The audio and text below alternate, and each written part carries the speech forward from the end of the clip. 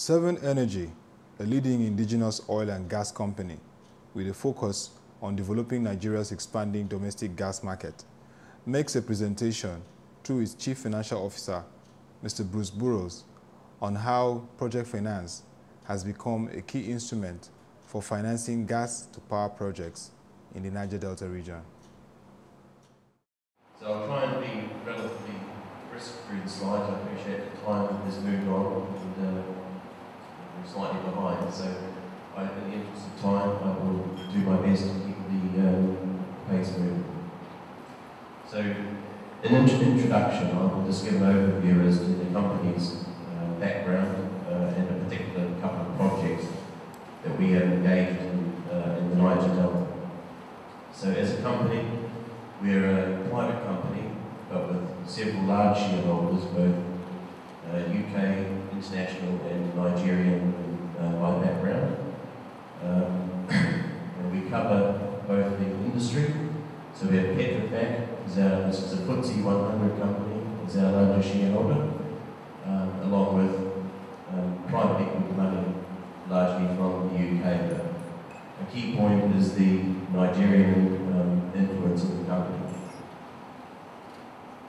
So our vision, as you can see on the screen, is to become the leading developer and producer of gas into the energy sector, but particularly in the power sector.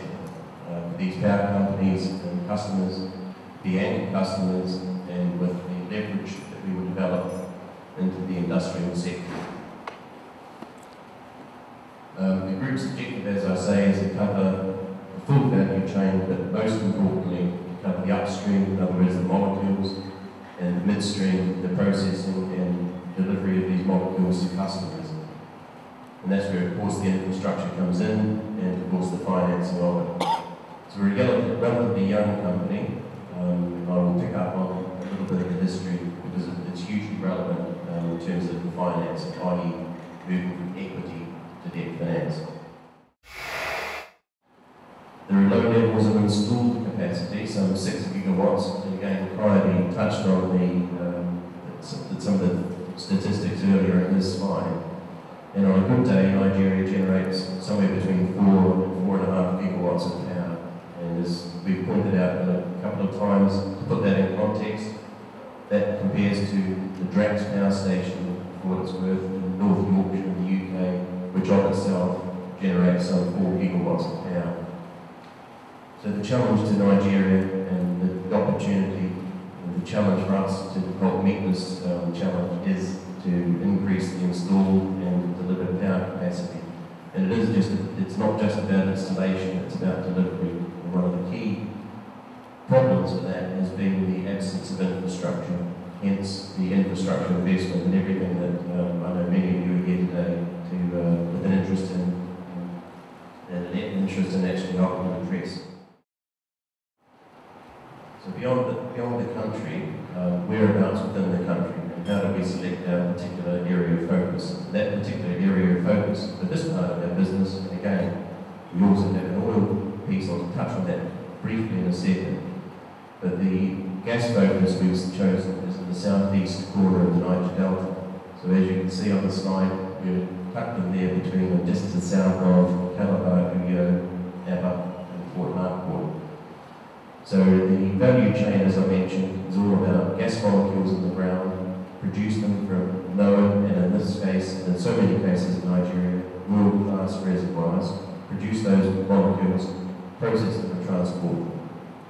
The reason we chose the part of the country we're in, everything we've got is onshore. It's to do with the community, it's to do with the location, i.e. reservoirs, and it's to do with the absence of infrastructure, critically. And also, obviously, to do with the market opportunity that is afforded by the industrial sectors, in particular, Calabar, Ibom, and Port Harcourt. That's our drive. The initial part of the project, of course, was to find 2 anchor customers. I'll touch on those in a second. But again, the key takeaways from this, we've located ourselves in an area where there are upstream molecules within, say, 100 kilometres striking distance of consumers.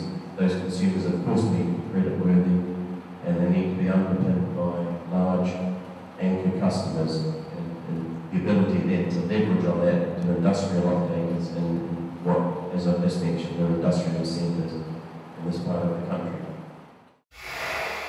And it's very different to a solely oil company, where you can have revenues much quicker in the project development.